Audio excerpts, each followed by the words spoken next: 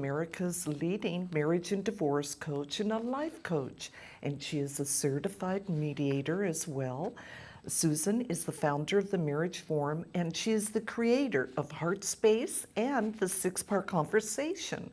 Susan has been seen on Fox News and on hundreds of television and radio shows demonstrating the results that we can create when we focus on solutions instead of on problems.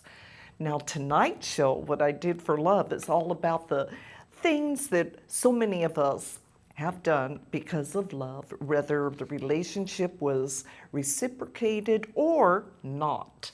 And so Susan will explain to all of us, including me, to make the best decisions based on the person that you love and what to accept and what to avoid. Oh boy, this is really a spicy topic, isn't it? I knew you were going to say spicy. That's your favorite word. I was waiting. Okay. It always comes up. That's right.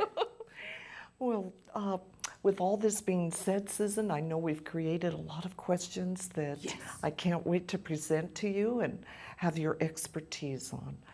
And we'll try to be serious? No. That's right. Yes, a lot of information to put out.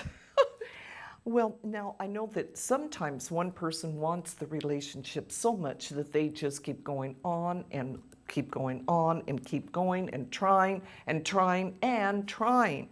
Does that work if indeed you are the chaser? Well, it never worked for me. It has never worked for me, and it has never worked for most people.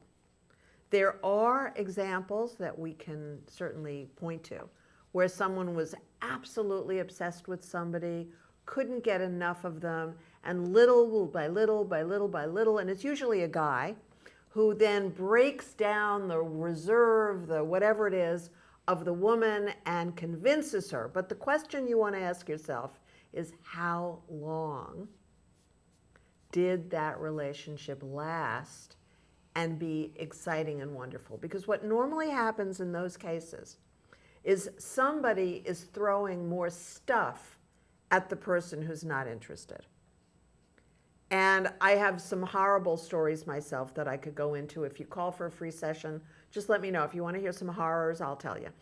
But basically what happens is, okay, then the guy buys her this, and then he buys her that, and he buys her a wardrobe. Usually that's kind of early on. Then he takes her to fabulous vacations with this wardrobe. That's a little bit longer in. Then he starts buying her very expensive jewelry. And if this is a woman who's never had a lot in her life, then this is going to really be thrilling and she's going to feel like Cinderella. But at the end of the day, if you have a Cinderella fantasy, and we did a show about that, yes, you want a guy or a partner who's thrilling to you. So the whole idea of Cinderella is that the guy's really a prince and he's really a handsome prince. So somebody who doesn't behave like a prince and isn't captivating on his own, who's just throwing clothes and money at you, it usually doesn't work. So don't do it. Yes, I have some stories about that personally as well, Susan, and it is so true. Yes, great information. Well, what if you're the person being chased? I mean, is that usually a success? I had an epiphany some years ago, maybe 10, 15 years ago. I was thinking about the different men in my life who I'd been completely crazy about with different varying degrees of success. But I will say eventually they all proposed to me, and I'm smart, so eventually I said no to all of them. But still there was that, that pursuing. It occurred to me this 15 or so years ago, I didn't even pay attention when a guy was obsessed with me and pursuing me. I didn't have any empathy for him. I didn't feel like letting him down easy until I got a lot older, until I was in my, let's say, 40s and mid and late 40s. So when I was in my 20s and 30s and guys were crazy about me, if I wasn't interested, I just wasn't interested. They might call and I might talk to them. Then they'd ask me for a date and I'd say no. And then they'd call again. And my mother, I think, was the one who'd say, oh, I can see that this one's really, really crazy about you. Oh, really? I didn't even notice. And that's what happens when we really don't have much empathy, and most young people don't.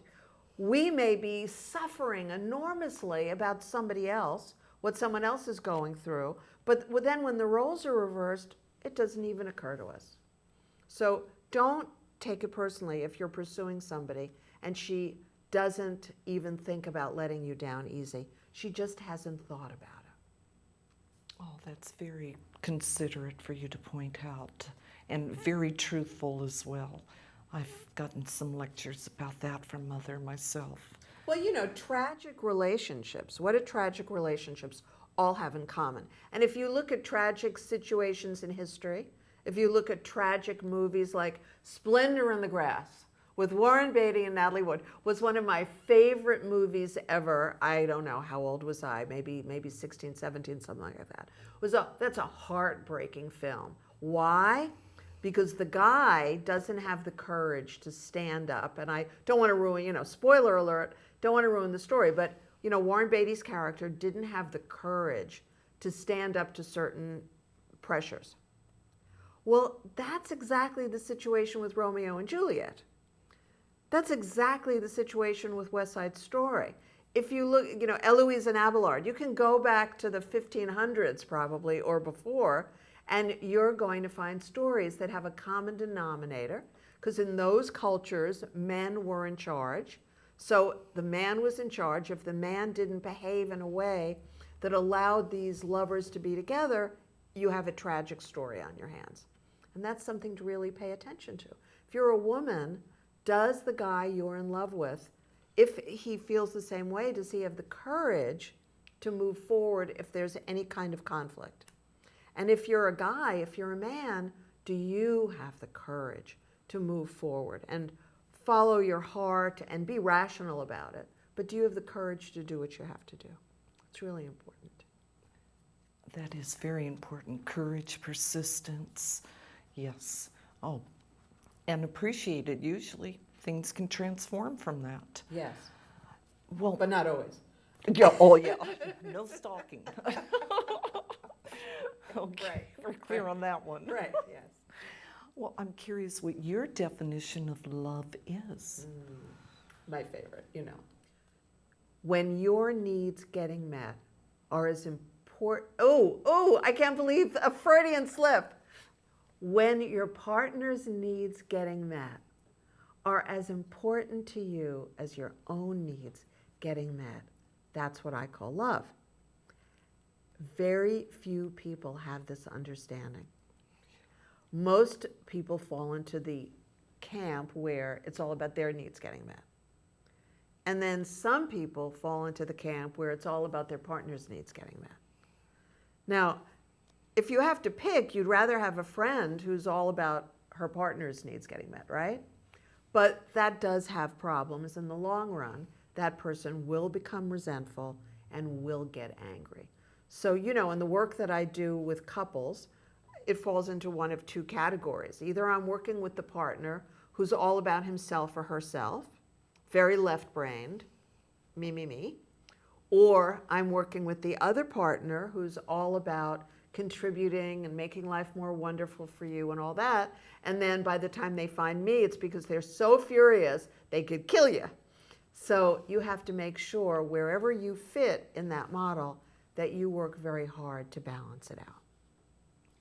Very important factor. And sometimes it takes a while for people to realize the truth of what really is going on. Well, I had the greatest conversation with a friend today. He called me, and today's my birthday. So he called me and sang happy birthday, very, very cute.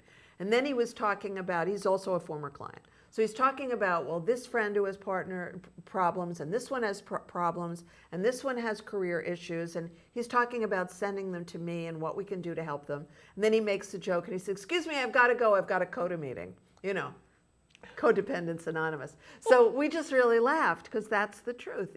People who are really caring, it's very tempting to put your full attention on other people, but don't do it. Wish I'd known you a long time ago, Susan. Thank you for that information. Guess what category I've been in. Of course.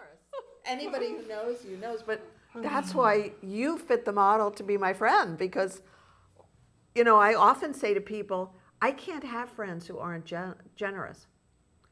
I can't do that anymore because I've been so generous for so many decades that now I need mutuality. And so do you. You need mutuality. And deserve it. That's right. That's right. Well, let's explore this. What is the most important part of creating a lifelong love? You have to understand whole brain thinking. And Fred, if you would put up that model, that would be so great, just for a few moments. You have to understand your thinking. You have to understand the kind of thinking you enjoy and appreciate. You have to understand whether the candidates are like that or not like that. And you have to understand how to motivate and communicate with all the different types of people. So whole brain thinking is the key. Thank you, Fred. It's the absolute key. If you don't know that you're a very emotional person and not a very logical person, then you're going to have a lot of trouble if you have a date with someone who's a banker, or if you have a date with somebody who's a research scientist or a lawyer, because you're not really going to have the ability to communicate with them. At the same time, if you can press yourself into being a little bit more logical, a little bit more analytical, and be very connecting, then you can do the connection that they don't know how to do, as long as you can also do some of the information and practicality stuff. Thank you, Susan. I'm working on those skills currently. Yes, you are. Congratulations. A little about me, but Yeah, hey. no, it's great. We have to keep working on ourselves until our last breath. So yes. There you go. Lifelong love of self and exploring how to raise that bar. Now, this I find really intriguing. When you teach this whole brain thinking, what do people find most challenging about opposites attracting? Well, if you're opposites, that means one of you can handle whatever life brings your way, which is fantastic in terms of managing your life.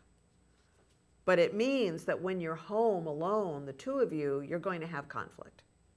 Unless at least one of you has learned the 6-part conversation, has mastered the 6-part conversation, knows how to be calm, knows how to motivate, knows how to inspire. If you're trying to have a conversation with someone who's very different from you, and let's say that's the money person and you're not, that's the lists and to-do and getting it done person and you're not, and your head's kind of in the clouds and you're very romantic and passionate and emotional, can you see how that would cause unbelievable tension at home? But if you figure out that you don't know how to do this and your partner doesn't know how to do that, and you trust each other and you're just going to give progress reports, then you can have a fabulous life because someone's going to be in charge of all the different areas of life. I like that. It can work out once people are accepting and have that knowledge. Mm-hmm. And I know you help them with those skills. But they do really have to understand this is scientific, it's not theoretical, and you have to understand who you are and who you're not. And then you have to understand who your partner is and who he or she is not. And you have to accept that. And then you have to be able to communicate with that other person and make sure you can work out things together peacefully. And appreciate the difference. Yes, the hardest part, right? Yes. Yeah. Absolutely. Yeah, that's the tricky part. Like none of that, why don't you think like I think? Right, none of that right and wrong stuff. Exactly. Thank you, Susan. Yeah. Now, what about partners who are very similar? And I'm curious, is that going to have a happy ending? Well, that can have a happy ending, but it also can be very problematic because, again, that's the reverse. So you're home and you want to watch the same TV shows, and you both want to sleep late, or you both want to get up early. You both want to take long walks. You both want to go the same places vacation. You know, whatever it is. So if you're the same and you're very left-brained, then you better not think that somebody's going to spend time with children and pets. Because if you're both very left-brained, you don't have that nurturing person in the house. If you're both very right-brained and you're both very nurturing and peaceful and all that, you're going to have a problem. Who's going to make the money? Who's going to move your family financially? Who's going to move you towards the future in a practical and logical way? Who's going to make sure one of you is making even enough money to pay your bills? Well, if you're both very right-brained, there isn't anyone in the house to do that. So you've got to make sure you're evolving. You've got to go to school, learn new things, go to adult ed, whatever it is. Each of you has to be evolving your brain, because the right brain does two different things, the left brain does two different things. And by the way, the upper brain is another way of thinking, and the lower brain is another way of thinking. So this is a little complicated, and you can certainly, call me for your free session and ask me questions about this. Just having the facts is so helpful, and a little coaching, and they can have that lifelong relationship. That's right. And love one another. That's right. Yes. Now, what about a fixer-upper relationship? I've heard a lot about these. Can they really work when you're looking for a partner, fixer-upper? Well, it's kind of interesting. If you're buying a house to fix it up, you may fall into one of two categories. You're furious that you have to put so much work and money into the fixer-upper because you've already lost track of how much you're likely to make when you sell it. Or you're thrilled because nothing makes you happier than steaming off old wallpaper and reapplying wallpaper and, and scraping floors and sanding floors and staining floors, etc. Like, that's your idea of fun, that's your idea of a hobby. So the same thing is true with relationships. I used to love fixer-upper relationships, and the way I think, everything's a fixer-upper relationship. So I used to love buying my boyfriend's wardrobes because I was an Italian menswear designer. And I would love all sorts of things that I could help them with in their career because, I lived long enough and became a life coach. And so it was fun for me. What wasn't fun was if they weren't interested in evolving. So I'm all about seeing how someone can have a bigger career, a better health, better this, whatever. And I will tell you that every one of my long-term relationships, the time they were most successful in their lives was when I was with them. Of course, you can't know that until 20 years later. But as I stayed friendly with them, it was really fascinating to see that. Why? Because that's what having that second person focused on you, caring about you, helping you, the synergism, two heads are better than one, all of that. If you love it, then a fixer-upper could be great for you. You can find a fabulous, fabulous person knowing that by the time you've helped him, he's going to be 10 times more fabulous, or she will. And appreciate you along the way. But again, you have to make sure. Some people don't, so you have to make sure. There you go. Whew, a lot of information. Okay, well, how about this? Sometimes one person wants the relationship much more than the other person. What can happen there? That's very complicated. Someone may tell you that they want out simply because of the way you communicate. If they hear you as critical or pushy, they may decide they can never meet your needs, it's hopeless, and they might as well leave now. But if you learn from me how to do the 6-part conversation, learn how to motivate and inspire instead of push, learn how to encourage instead of judge, then the relationship can be fantastic. If, however, they just don't have the chemistry for you, that's the one thing I've never figured out a solution for. What do you do if the chemistry just isn't there? And we've all experienced that. Somebody's really interested in you. For them, the chemistry is fantastic. You, nothing, zero, dead in the water. And so in that case, I really want you to just face the facts. There's little, if no chance that the chemistry is going to be able to change. Because I've seen this, and it can be quite difficult for the partner who doesn't feel real chemistry. Sometimes they get, fascinated, excited, captivated, but I wouldn't put my money on it. Very good point. I know they refer to it, well, we have such a spark.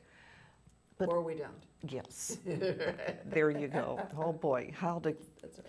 well, moving forward, I'm curious about this. What part does self-respect play in finding a life partner? That's really gigantic. That is gigantic. You cannot love someone more than they love themselves. And I know because I really tried this again and again. So if you think that you're bringing your love to somebody and it's going to fill them with self-respect and fill them with love and they're going to be ready to be with you, and I don't know, I've not seen many cases where that's true. I've seen it in the movies where it's true, where the guy treats the girl like Cinderella and buys her all these things and takes her all these and does these fabulous things. And then at the end of the day, she leaves him for the pool boy. Because with the pool boy, she can be herself. She doesn't have to put on a show. So I've seen too many cases with that. And, I've seen it with men that I've dated as well. So make sure that you have evidence that what you want is what they want. Because I know that I had certain expectations in my 2 marriages that these men would be easily able to adjust themselves to certain things that were my goals. And in certain ways they could, and in certain ways they just couldn't. And it was the just couldn't that was the problem for me. I understand. Very insightful, and I know that you have this checklist for what people want in a relationship so that everyone can make sure that they're clear about how they think about this and who they want to approach. Would you mind sharing that with us? Yes, and Fred, if you would put the 10 types of intimacy up on the board, thank you. So what's interesting about the 10 types of intimacy, and Bill Sturley helped with this, and it's really fascinating because it matches A, B, C, D of Herrmann brain dominance. So A is the blue section, thank you, Fred, and green is B, and C is red, and D is yellow. So if you're very logical and analytical, then you're going to like the ones at the very top, those 2. And then if you're very organized and you plan, you're going to like the next.